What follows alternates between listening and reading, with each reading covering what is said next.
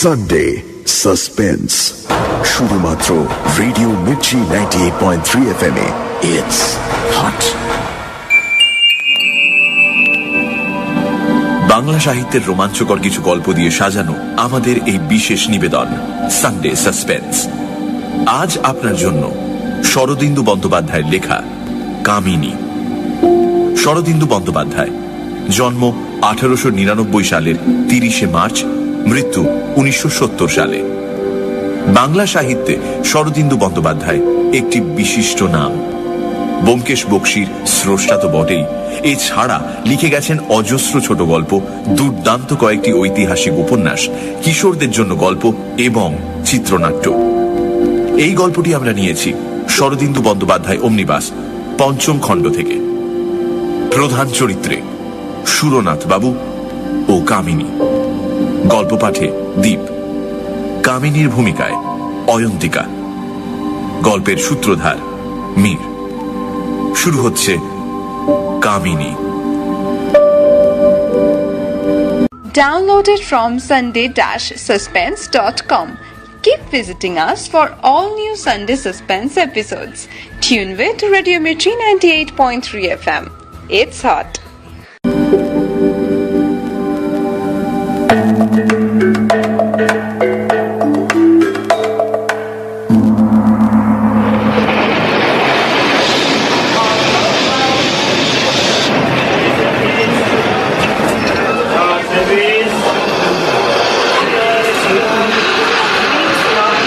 স্টেশনে ট্রেন থামতেই হ্যাটকোট পরা সুরনাথ বাবু নেমে পড়লেন।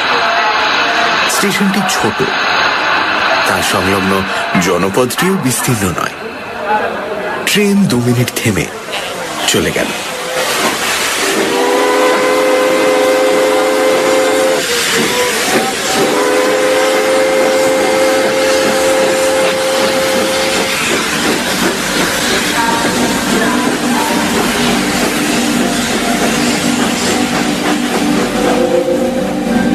সুরনাথ ঘোষ একজন পোস্টাল ইন্সপেক্টর।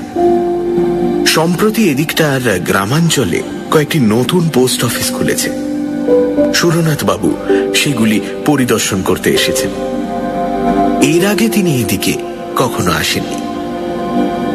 ছোট সুটকেসটি হাতে নিয়ে তিনি স্টেশন থেকে বেরিয়ে গেলেন। সঙ্গে অন্য কোনো লটবহর নেই।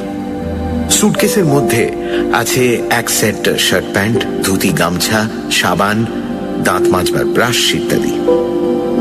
স্থানীয় পোস্ট অফিসটি স্টেশনের কাছেই।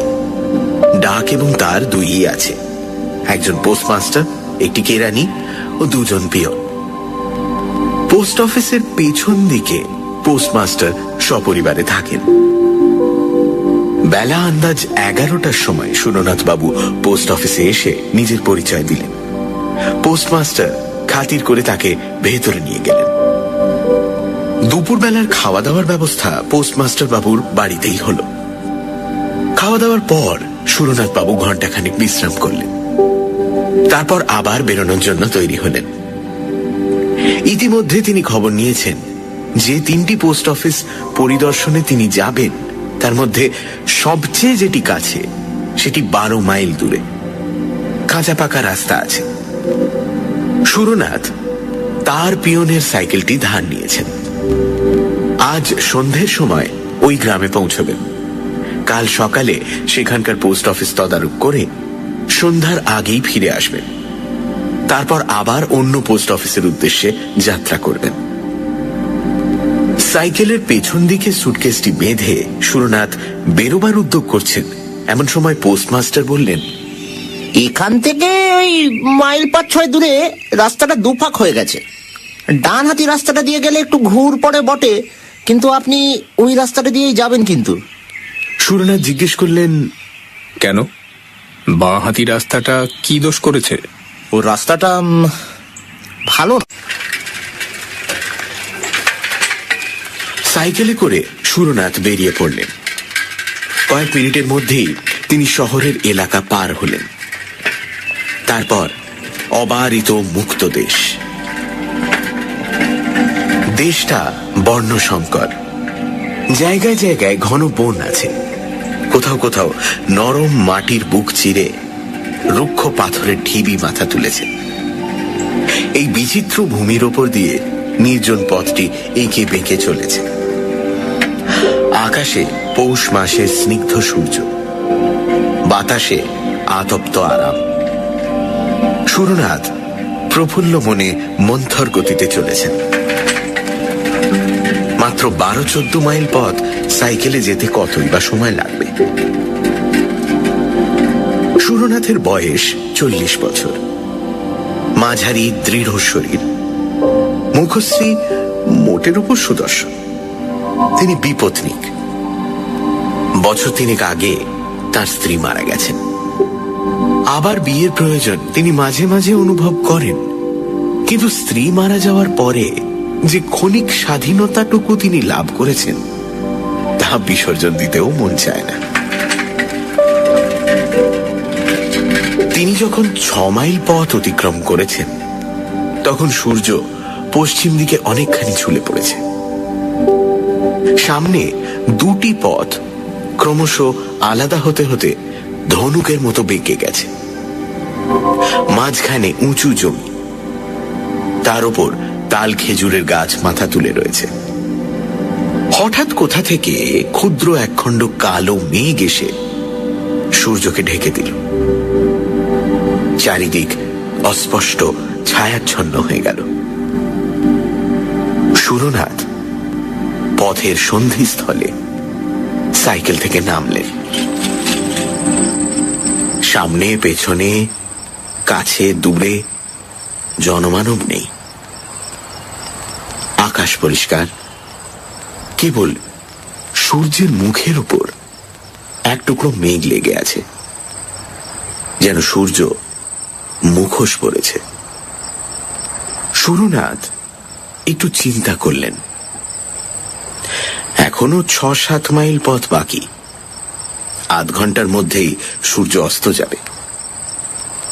অন্ধকার হওয়ার আগে যদি গন্তব্যস্থানে পৌঁছতে না পারেন, দিগ্ভ্রান্ত হওয়ার সম্ভাবনা। পোস্টমাস্টার বলেছিলেন বাঁ হাতের রাস্তাটা ভালো নয়, কিন্তু দৈর্ঘ্যে ছোট, সুতরাং বাঁহাতি রাস্তাটা দিয়ে যাওয়াই ভালো।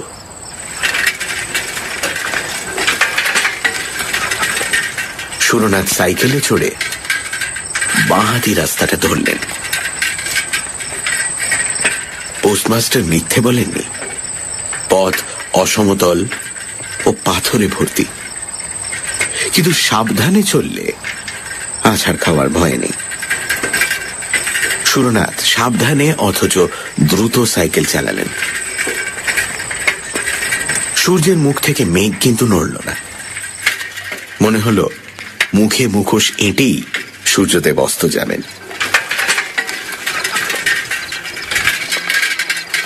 মিনিট 20 সাইকেল চালাবার পর সুরনাথ সামনে একটি দৃশ্য দেখে আশান্বিত হয়ে উঠলেন।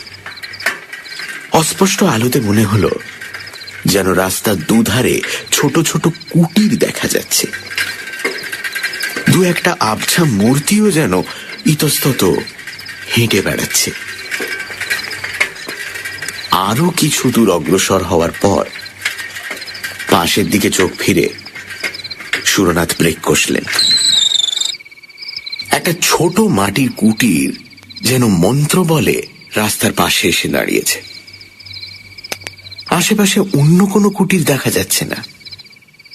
এই কুটিরটি যেন গ্রামে প্রবেশের মুখে প্রহরীর মতো দাঁড়িয়ে আছে।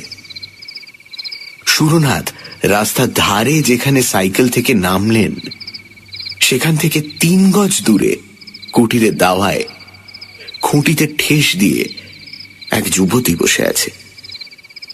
সুরনাথের চোখের সঙ্গে তার চোখ চুম্বকের মতো আবদ্ধ হয়ে গেল। চাষার মেয়ে, গায়ের রং মাজা পেতলের মতো পিতাভ, দেহ যৌবনের প্রাচুর্যে ফেটে পড়ছে, মুখের গড়ন দৃঢ়, মাথার অগোছালো চুলের প্রান্তে একটু তামাটে ভাব, চোখের তারা বড় বড়। পরনে কেবল একটি কস্তাপাড় শাড়ি, গয়না নেই। সধবা কি বিধবা কি কুমারী বোঝা যায় না। তার দিকে কিছুক্ষণ তাকিয়ে থাকলে মনে হয় যেন আগুন রাঙা চুল্লির দিকে চেয়ে আছি। হ্যাঁ গা, তুমি কোথায় যাবে গো? যুবতী প্রশ্ন করল। দাঁতগুলো ঝকঝকে সাদা, গলার স্বর গভীর ও ভরাট, কিন্তু কথা বলবার ভঙ্গি গ্রাম্য। সুরনাথের বুকের মধ্যে ধকধক করে উঠল। দীর্ঘকালের অনভ্যস্ত এক অন্ধ আবেগের স্বাদ তিনি অনুভব করলেন। কিন্তু তিনি লঘু চেতা লোক নন। সবলে আত্মসংযম করে তিনি বললেন, রতনপুর। যুবতী দাওয়ার কিনারায় পা ঝুলিয়ে বসে মুক্ত কণ্ঠে হেসে উঠল। তার হাসিতে প্রগল্ভতা ছাড়াও এমন কিছু আছে যা পুরুষের স্নায়ুতে আগুন ধরিয়ে দিতে পারে। শেষে হাসি থামিয়ে সে বলল, রতনপুর সে তো অনেক দূর গো, যেতে যেতেই রাত হয়ে যাবে, পৌঁছতেই পারবে না। সুরনাথ রাস্তার দিকে চাইলেন। দূর থেকে যে গ্রামের আভাস পেয়েছিলেন, সন্ধ্যার ছায়ায় তা মিলিয়ে গেছে। তিনি উদ্বেগের স্বরে বললেন, তাহলে গ্রামে কি কোথাও থাকবার জায়গা আছে? এখানেই থাকো না। সুরনাথ চমকে যুবতীর দিকে চাইলেন। যুবতীর দৃষ্টিতে দুরন্ত আহ্বান, আরো কত রহস্যময় ইঙ্গিত। সুরনাথের বুকের মধ্যে রক্ত তোলপাড় করে উঠল। তিনি শরীর শক্ত করে নিজেকে সংবরণ করলেন। আস্তে আস্তে বললেন, মানে বাড়ির পুরুষেরা কোথায়? যুবতী দূরের দিকে আঙুল দেখিয়ে বলল, তারা মাঠে গেছে, সারা রাত ধান পাহারা দেবে। মাঠে ধান পেকেছে তো, পাহারা না দিলে চোরে চুরি করে নিয়ে যাবে। সুরনাথ কণ্ঠের মধ্যে একটা সংকোচ অনুভব করলেন। বললেন, তা যদি অসুবিধা না হয় এখানেই থাকবো। যুবতী আবার খিলখিল করে হাসল। প্রায় অন্ধকারে তার হাসিটা বিদ্যুতের মতো ঝলকে উঠল। সে বলল, তোমার গাড়ি দাওয়ায় তুলে রাখো, আমি আসছি। যুবতী ঘরে প্রবেশ করল। এটি মাদুর এনে দাওয়ার এক পাশে পেতে দিল। এক ঘটি জল ও গামছা খুঁটির পাশে রেখে বলল, হাত মুখ ধো, চা খাবে তো? আমি এখনই তৈরি করে আনছি। যুবতী ঘরের মধ্যে চলে গেল। সুরনাথ হাত মুখ ধুয়ে মাদুরে বসলেন। ঘরে প্রদীপ জ্বলে উঠল। আলোর পীতবর্ণ ধারা দাওয়ার উপর এসে পড়ল। বাইরে নিশ্ছিদ্র অন্ধকার চরাচর গ্রাস করে নিয়েছে। সুরনাথ বসে চিন্তা করতে লাগলেন। তার মানসিক অবস্থার বর্ণনা অনাবশ্যক। তীরবিদ্ধ হরিণ, আগুনের দিকে ছুটে যাওয়া পতঙ্গের মানসিক অবস্থা কে কবে বিবৃত করেছে? এই নাও, চা এনেছি। চা দিতে গিয়ে আঙুলে আঙুলে একটু ছোঁয়াছুঁই হলো। আমি রান্না চড়াতে চললুম। সুরনাথ ক্ষীণ স্বরে আপত্তি তুললেন, না না, আমার জন্য আবার রান্না কেন? ঘরে মুড়ি মুড়কি যদি কিছু থাকে তাই খেয়ে শুয়ে থাকবো। ও মা, মুড়ি মুড়কি খেয়ে কি শীতের রাত কাটে গো? রাত উপসে হাতি টলে। তোমার অত লজ্জায় কাজ নেই, 1 ঘন্টার মধ্যেই রান্না হয়ে যাবে। যুবতী চলে গেল। সুরনাথ চায়ের বাটিতে চুমুক দিলেন। পেতলের বাটিতে গুড়ের চা, কিন্তু খুব গরম। তাই ছোট ছোট চুমুক দিয়ে পান করতে করতে তার শরীর বেশ চাঙ্গা হয়ে উঠল। সুরনাথ লক্ষ্য করলেন কুটিরের মধ্যে দুটি ঘর, একটি রান্নাঘর, অপরটি বোধহয় শোয়ার ঘর। তিনি অনুমান করলেন দাওয়ায় মাদুরের উপর তার শোয়ার ব্যবস্থা হবে। তাই ভালো, কোনো মতে রাত কাটিয়ে ভোর হতে না হতেই তিনি চলে যাবেন।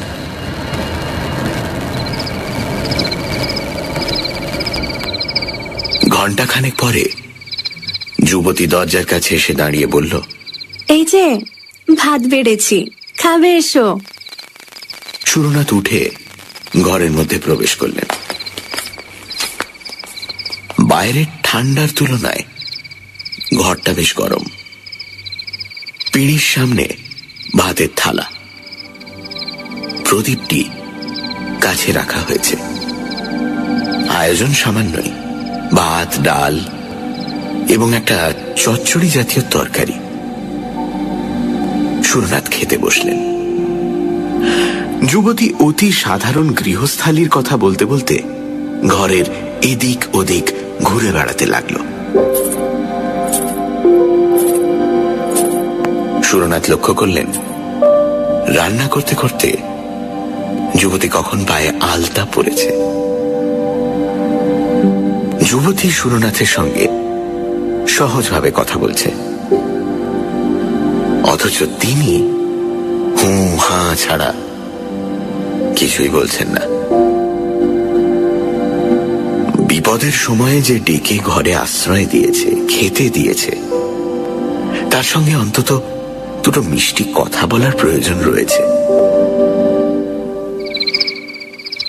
তিনি শামুকের মতো খোলের ভেতর থেকে গলা বাড়িয়ে বললেন, তোমার নাম কি? এক ঝলক হেসে যুবতী বলল, কামিনী। নামটা তপ্ত লোহার মতো সুরনাথের গায়ে ছ্যাঁক করে লাগলো। তিনি শামুকের মতো আবার খোলের মধ্যে প্রবেশ করলেন। খাওয়ার শেষে সুরনাথের হাত মুখ ধোয়া হলে কামিনী বলল, পাশের ঘরে বিছানা পেতে রেখেছি, শুয়ে পড়ো গিয়ে। সুরনাথের বুক ধাড়াস করে উঠল। তিনি তোতলা হয়ে গিয়ে বললেন, হ্যাঁ, না, আমি বাইরে মাদুরে শুয়ে রাত কাটিয়ে দেবো। কামিনী গালে হাত দিয়ে বলল,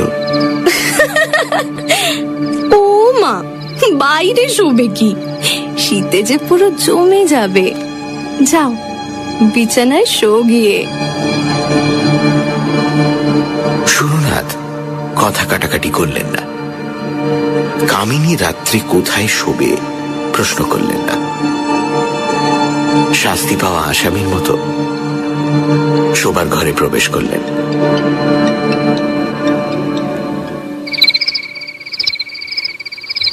ঘরে দীপ জ্বলছে। মেঝের ওপর খড় পেতে তার উপর তোষক বিছিয়ে বিছানা। সুরনাথ সুটকেস এনে জামা কাপড় পাল্টালেন। তারপর প্রদীপ জেলে রেখেই শুয়ে পড়লেন।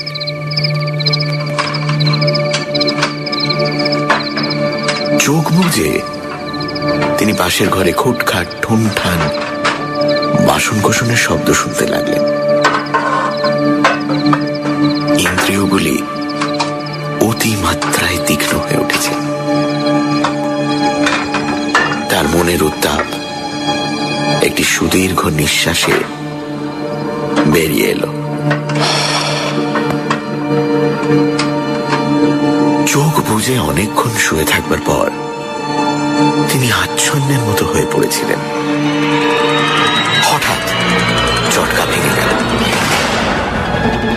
তিনি চোখ খুলে দেখলেন কামিনী নিঃশব্দে কখন তার বিছানার পাশে এসে বসেছে। তার মুখে বিচিত্র হিংস্র মধুর হাসি।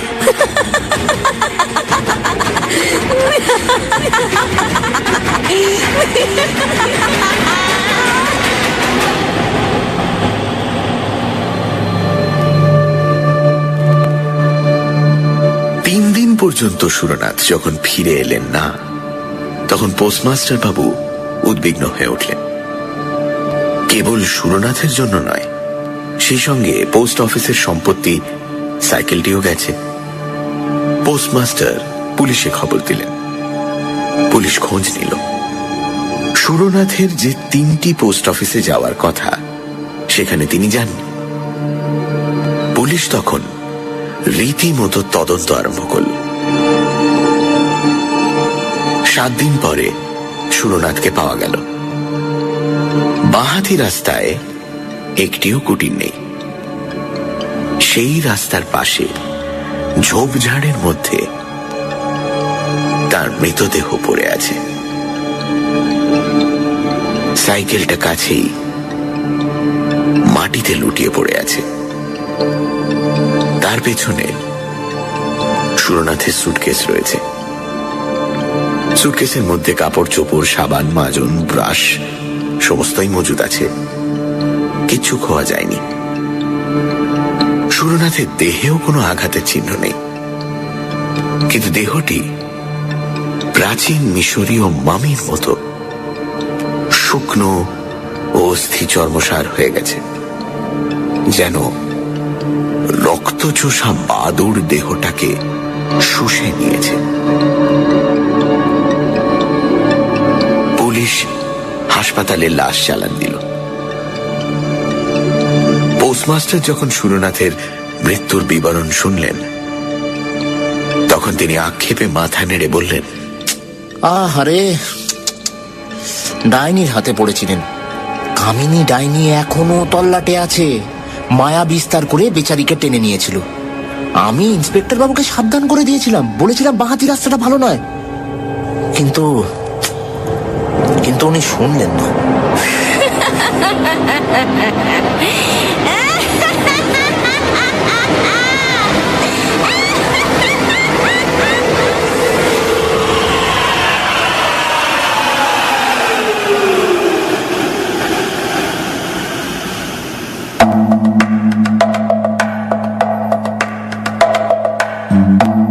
শুনছিলেন কামিনী, রচনা শরদিন্দু বন্দ্যোপাধ্যায়, গল্প পাঠে দীপ, সুরনাথ বাবুর ভূমিকায় সোমক, পোস্টমাস্টার পুষ্পল, কামিনীর ভূমিকায় অয়ন্তিকা, গল্পের সূত্রধার মীর। শব্দগ্রহণ, আবহ সঙ্গীত এবং স্পেশাল এফেক্টসে রিচার্ড। বিশেষ সহযোগিতায় লাবণ্য। পর্ব পরিচালনায় রাইট ব্রাদার্সের অনির্বাণ এবং অভিষেক। সমগ্র পরিকল্পনা ও পরিচালনায় ইন্দ্রাণী। রেডিও মির্চির তরফ থেকে আন্তরিক ধন্যবাদ শ্রী প্রবীর চক্রবর্তীকে আমাদের পাশে থাকার জন্য। আগামী সপ্তাহে ঠিক এই সময় আরো একটি রোমাঞ্চকর গল্প নিয়ে হাজির হবে সানডে সাসপেন্স।